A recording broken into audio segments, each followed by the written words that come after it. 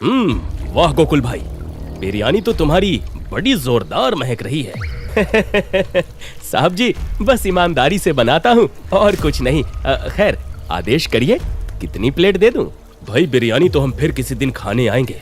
फिलहाल तो तुम ये बताओ कि ये सामने वाला पुल जो चोरी हुआ, तुम उसके बारे में क्या जानते हो? चोरी हुए पुल की बात सुनते ही गोकुल सकपका गया। उसके चेहरे पर पसीना उभर आया। उसने हिचकिचाते हुए कहा, पुल चोरी?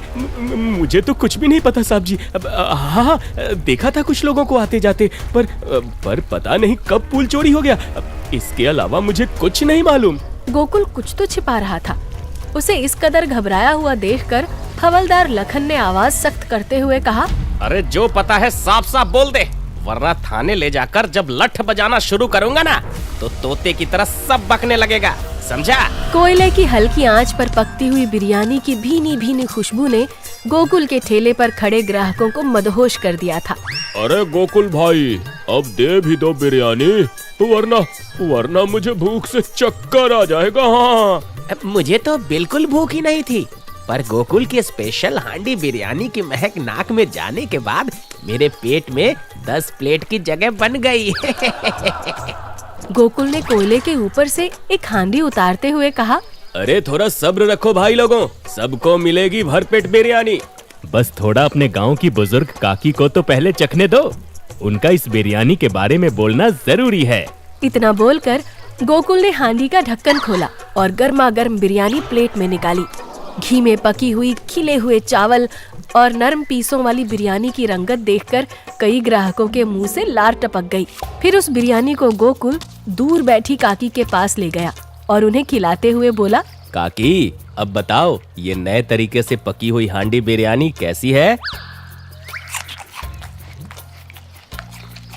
अरे वाह रे मेरे गोकू, मैंने आज तक इतनी स्वादिष्ट बिरयानी नहीं खाई। क्या रंगत, क्या खुशबू, क्या स्वाद, वाह वाह, मजा आ गया।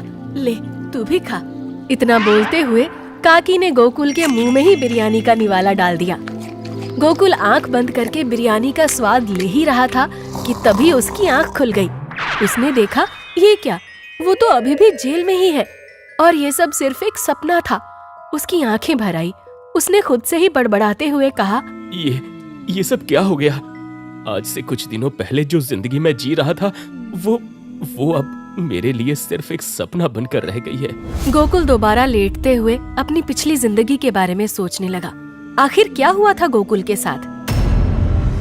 चंदापुर गांव में रहने वाला गोकुल दिमागदार और हुनरमंद था। उसने शहर से स्पेशल हांडी बिरयानी बनाने का तरीका सीखने के बाद गांव के ही पुराने पुल के पास अपनी स्वादिष्ट हांडी बिरयानी का ठेला लगाना शुरू किया था। कुछ ही दिनों में उसकी बिरयानी का स्वाद गांव के बच्चे से लेकर बूढ़े तक की जुबान पर चढ़ चुका था। गोकुल अच्छा धंधा करने लगा था, मगर उसकी एक ही गंदी आदत थी। अपने फायदे और लालच के चलते उसे अंदाजा ही नहीं होता था कि वो किसका और कितना नुकसान कर रहा है। इसके उलट उसकी पत्नी बिंदिया खूबसूरत भी थी, चालाक और ईमानदार भी। एक रोज सुबह सुबह गोकुल अपनी पत्नी के साथ बिरयानी बेच रहा था कि तभी गांव की बूढ़ी काकी अपने 10 साल के पोते के साथ उसके ठेले पर आते हुए बोली, अरे गोकू बेटा, झटपट मेरे लिए 1 प्लेट और मेरे पोते के लिए हाफ प्लेट बिरयानी लगा दे। अभी लो काकी, आपकी गर्मा गर्म बिरयानी। इतना बोलते हुए गोकुल ने 2 फुल प्लेट बिरयानी लगाकर काकी को दे दी। काकी ने भी ध्यान नहीं दिया और दोनों बिरयानी खाने लगे। काकी ने तो अपनी प्लेट खा ली, मगर उसके पोते ने आधी बिरयानी छोड़ दी। ये देखकर काकी ने गोकुल से कहा, अरे गोकू बेटा, तूने क्या मेरे पोते को फुल प्लेट बिरयानी दी थी?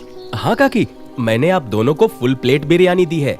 पर मैंने तो इसे हाफ प्लेट देने को कहा था। अरे काकी, मैंने सुना नहीं। अब खैर, अब आपको 2 प्लेट के पैसे देने पड़ेंगे। ये तो गजब हाल है बेटा, मैंने तुझसे आधा मांगा था। अब मैं इस बिरयानी का क्या करूं? वो सब मुझे नहीं पता काकी, या खाओ या फेंक दो, मगर पैसे तो दोनों के देने पड़ेंगे। वाह बेटा, गलती तुम्हारी और सजा मैं भुगतूं। काकी ने किसी तरह जबरदस्ती वो हाफ प्लेट बिरयानी खाई और दोनों प्लेट के पैसे देकर चली गई। उसी शाम जब गोकुल अपने घर पहुंचा तो उसकी बीवी ने बोला, सुनो जी, ये सब अच्छा नहीं। सुबह मैंने भी सुना था काकी ने अपने पोते के लिए हाफ प्लेट बिरयानी ही मांगी थी, और आपने पैसे बनाने के चक्कर में उन्हें फुल प्लेट दे दिया। हाँ, जानबूझकर दिया था। ये हाफ प्लेट में घाटा लगता है मुझे। ऐसा कौन सा पहाड़ टूट पड़ा काकी पर जो 2 प्लेट बिरयानी उन्हें भारी पड़ गई? बात पैसे की नहीं है जी, काकी की सेहत की है। इस बुढ़ापे में जबरदस्ती बिरयानी खाकर उनकी तबीयत खराब हो गई। आपका लालच और सिर्फ अपना फायदा देखना एक दिन आपको बहुत भारी पड़ सकता है। अरे भगवान, हो गया हो तेरा ज्ञान तो 2 रोटी खिला दे। वैसे भी मेरी चतुराई की कदर तो तुझे शुरू से ही नहीं है। बिंदिया जानती थी कि गोकुल को समझाना मतलब पानी पर लिखने जैसा था, इसलिए उसने इस बारे में कोई और बात नहीं की। दोनों ने खाना खाया और सो गए। इस घटना को कई दिन गुजर गए। एक रोज इलाके के डीएम साहब चंदापुर गांव का दौरा करने आए। डीएम साहब और उनका पीए मनोज अपनी कार से चलते हुए गांव की साफ सफाई, स्ट्रीट लाइट और हैंडपंप की सुविधा देख रहे थे। सर, जिस हिसाब से हमने और गांव के सरपंच देखे, उस हिसाब से चंदापुर गांव के सरपंच काफी ईमानदार हैं। सड़कों की सफाई, मरम्मत, स्ट्रीट लाइट और पानी की व्यवस्था सब कुछ अव्वल दर्जे का कर रखा है। हाँ मनोज, जिस हिसाब से हम बिना बताए यहाँ दौरा करने पहुँचे हैं, उस हिसाब से तो देखकर यही लगता है कि सरपंच बाबू काफी ईमानदार हैं। कार नदी के किनारे वाले रास्ते पर चल रही थी। दोनों बातें ही कर रहे थे कि तभी मनोज की नजर नदी की तरफ गई। बाहर देखते ही मनोज चौंकते हुए अपनी आंखें रगड़ रगड़ कर बाहर देखने लगा। है सर, गजब हो गया। इतना बड़ा कांड, बाप रे। डीएम साहब ने भी बाहर देखा। पहले तो वो कुछ समझ नहीं पाए, फिर दिमाग पर जोर देने के बाद वो भी चौंक पड़े। है? चंदापुर गांव की नदी पर बना लोहे का वो पुराना पुल कहाँ गायब हो गया? पहले तो मनोज ने उस जगह की फोटो खींची, फिर अपने फोन से कई सारे लोगों को फोन करके तुरंत पंचायत भवन पहुंचने के लिए बोला। गांव, शहर सहित पूरे देश में ये खबर आग की तरह फैल गई कि चंदापुर गांव की नदी पर बना पूरा एक लोहे का पुल ही चोरी हो चुका है। सभी इस खबर से हैरान थे, मगर उधर गांव के पंचायत कार्यालय में इस बात का संज्ञान डीएम साहब द्वारा लिया जा रहा था, जहां मौके पर गांव के इंस्पेक्टर देव, सरपंच और पंचायत सचिव लल्लन मौजूद थे। डीएम साहब ने गुस्से में तमतमाकर कहा, इतना बड़ा हादसा आप लोगों के गांव में आपकी नाक के नीचे हो गया और आप कहते हैं कि आप लोगों को खबर नहीं? सर, हम तो कुछ दिनों के लिए शहर गए हुए थे, अब अपनी आंखों का इलाज करवाने। अभी कल ही वापस आए। पर आप चिंता मत करिए, हम जल्द से जल्द उन चोरों का पता लगा लेंगे। तुम और तुम्हारा प्रशासन पूरी तरह से निकम्मा है सरपंच। तुम्हें पता है पूरे देश में हमारे गांव और राज्य की कितनी बेइज्जती हो रही है? सर, ये बड़ी गलती है जो कि हमारी तरफ से हुई है, पर आप बिल्कुल भी फिक्र मत करिए सर। अगले 15 दिनों में हम इस घटना के असली अपराधियों को सामने ला कर रहेंगे। जी सर, हम जल्द से जल्द इस घटना की सारी अपडेट आपको देंगे। मात्र 15 दिन। इन 15 दिनों में हमें अपराधी सलाखों के पीछे चाहिए, वरना सभी की कुर्सी खतरे में आ जाएगी। अंडरस्टैंड? Yes sir. डीएम साहब सभी को वार्निंग देकर वहाँ से चले गए। अगली सुबह गोकुल हांडी बिरयानी से अपना ठेला सजा ही रहा था कि तभी पुलिस की जीप आकर वहाँ रुकी और इंस्पेक्टर और हवलदार ने उतरते हुए कहा, वाह गोकुल भाई, बिरयानी तो तुम्हारी बड़ी जोरदार महक रही है। साहब जी, बस ईमानदारी से बनाता हूँ और कुछ नहीं। खैर, आदेश करिए, कितनी प्लेट दे दूं? भाई, बिरयानी तो हम फिर किसी दिन खाने आएंगे। फिलहाल तो तुम ये बताओ कि ये सामने वाला पुल जो चोरी हुआ, तुम उसके बारे में क्या जानते हो? चोरी हुए पुल की बात सुनते ही गोकुल सकपका गया। उसके चेहरे पर पसीना उभर आया।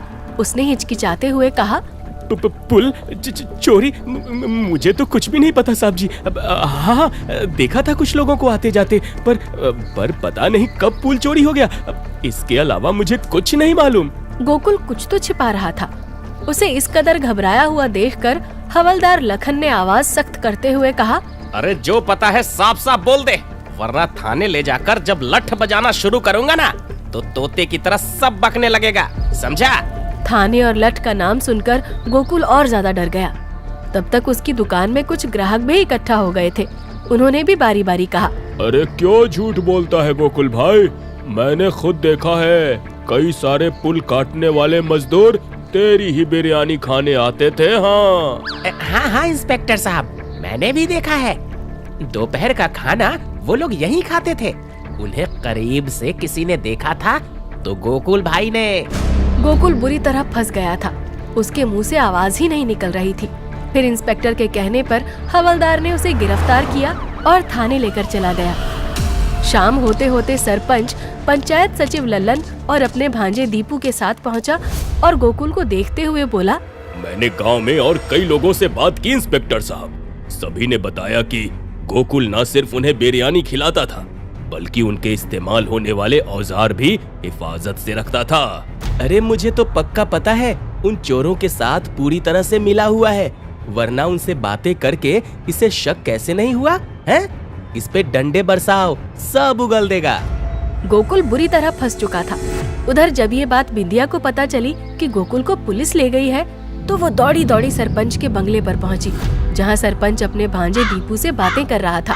सरपंच जी, अब आप भी कुछ कर सकते हैं। आपको तो पता है वो लालची और मतलबी जरूर है, पर मेरे पति ऐसा नहीं कर सकते। उन्हें बचा लीजिए। देखो बिंदिया, मैंने इस गांव और गांव के लोगों का हमेशा भला सोचा है। मैं सभी की मदद के लिए हूँ, पर इस वक्त मामला थोड़ा गंभीर है। सारे गांव भर और पुलिस के आरोप गोकुल के ही खिलाफ हैं। मैं इस वक्त तुम्हारी कोई मदद नहीं कर सकता। बिंदिया अपने आप को काफी असहाय महसूस कर रही थी। उसे समझ नहीं आ रहा था कि ऐसी स्थिति में वो किसकी मदद ले, मगर फिर उसमें न जाने कहां से आत्मबल आ गया। अब वो खुद ही अपने पति को बेगुनाह साबित करने के लिए कमर कस चुकी थी। कुछ देर बाद पुलिस थाने में बिंदिया इंस्पेक्टर के सामने खड़ी थी। तो तुम हो इस चोर की पत्नी? हमने इसे रात भर पीटकर सच उगलवाने की कोशिश की, मगर इसने कुछ नहीं कबूल किया। इससे कहो, अगर ये तुम दोनों की जिंदगी सलामत चाहता हो तो अपना जुर्म कबूल कर ले। जी इंस्पेक्टर साहब, मैं इन्हें यही समझाने आई हूँ। बस आप मुझे इनसे अकेले में 5 मिनट बात करने दीजिए। इंस्पेक्टर के इशारे पर हवलदार ने बिंदिया को गोकुल से बात करने दी, जहाँ बिंदिया को देखते ही गोकुल रोते हुए बड़बड़ाने लगा। मैंने कुछ नहीं किया है बिंदिया। मेरा सिर्फ इतना कसूर था कि मुझे उन लोगों पर शक था, पर मैंने अपनी बिरयानी के मुनाफे के चक्कर में किसी को नहीं बताया, क्योंकि रोज 50 प्लेट बिरयानी ज्यादा बिक रही थी। ये भगवान ने मुझे मेरे लालच का ही फल दिया है। आप पहले रोना बंद करो जी। मैं जमीन आसमान एक कर दूंगी आपको बेगुनाह साबित करने में, और असली मुजरिमों को भी पकड़वाऊंगी। बस मैं जैसा कहती हूँ वैसा करो। फिर बिंदिया ने गोकुल के कान में कुछ बताया और वहाँ से चली गई। अगले कई दिनों तक बिंदिया इलाके से सीसीटीवी खंगालती रही, लोगों से पूछताछ करती रही। उसे गोकुल ने बताया था कि पुल काटने वाले चोर इस गांव के नहीं लग रहे थे, पर उसे ये यकीन था कि गांव में किसी ने तो उनकी मदद की है। एक रात ऐसे ही बिंदिया जब सो रही थी, तभी एक बड़ा पत्थर खिड़की से आकर अंदर गिरा। बिंदिया डर गई। उसने देखा पत्थर के साथ एक कागज का टुकड़ा भी था, जिस पर लिखा था, हमारे बारे में ज्यादा जांच पड़ताल करना तुझे भारी पड़ सकता है, इसलिए चुपचाप ये गांव छोड़कर चली जा।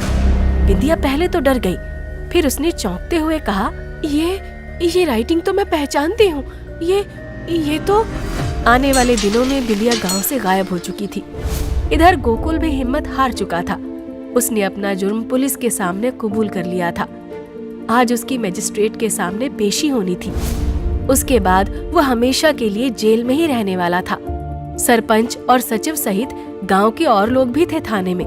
फिर इंस्पेक्टर ने कहा, हवलदार, गोकुल को खिला पिलाकर तैयार रखो। आज इसकी मजिस्ट्रेट साहब के सामने पेशी है, जहां ये अपना जुर्म कबूल करेगा और फिर इसे जो सजा मिलेगी उसके हिसाब से देखेंगे। तभी थाने में बिंदिया दाखिल होते हुए बोलती है, अरे ऐसे कैसे मनमानी सजा हो जाएगी इंस्पेक्टर साहब, जब बिंदिया सच्चा सबूत लेकर आई है अपने साथ। इतना बोलते हुए बिंदिया ने एक कैमरा इंस्पेक्टर के टेबल पर रख दिया। इंस्पेक्टर ने जैसे ही कैमरा ऑन किया, एक वीडियो चलने लगा, जिसे पूरा देखने के बाद इंस्पेक्टर उठकर सरपंच जी के पास गया और उन्हें हथकड़ी पहनाते हुए बोला, ये तो वही हाल हो गया सरपंच जी, बगल में छोरा और नगर में ढिंढोरा। अरे हम तो समझ ही नहीं पाए इस ईमानदार छवि के पीछे एक शातिर चोर छिपा है। ये क्या बेहुदा मजाक है इंस्पेक्टर? मैंने कुछ नहीं किया। गांव वाले जानते हैं मैं शरीफ आदमी हूँ। इस औरत ने आपको मेरे खिलाफ भड़काया है। हाँ, अरे ये या मैं झूठ बोल सकते हैं, ये कैमरे की रिकॉर्डिंग तो झूठ नहीं बोलेगी ना।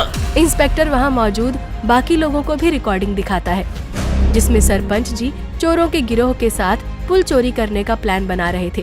सभी हैरान थे और सरपंच जी अपना भांडा फूटने के बाद गिड़गिड़ा रहे थे। मगर इंस्पेक्टर ने उनकी एक ना सुनी, उन्हें हवालात में डाल दिया और गोकुल को बाइज्जत बरी कर दिया। फिर सबके जाने के बाद इंस्पेक्टर ने बिंदिया से कहा, अरे वाह बिंदिया, तुमने तो कमाल कर दिया। पर तुम्हें ये कैमरा मिला कहाँ से? मैं अपने हिसाब से इस केस की छानबीन कर रही थी सर। फिर एक दिन मेरे घर में किसी ने एक पत्थर फेंका जिसमें लिपटे हुए कागज में मेरे लिए गांव छोड़ने की धमकी थी।